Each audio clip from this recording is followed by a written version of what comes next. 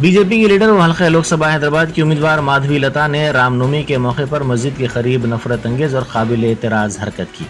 ان کی حرکت کی ویڈیو سوشل میڈیا پر وائرل ہو گئی۔ اس ویڈیو پر رد عمل ظاہر کرتے ہوئے شہریوں نے مادھوی لتا کے خلاف کارروائی کرنے کا مطالبہ کیا۔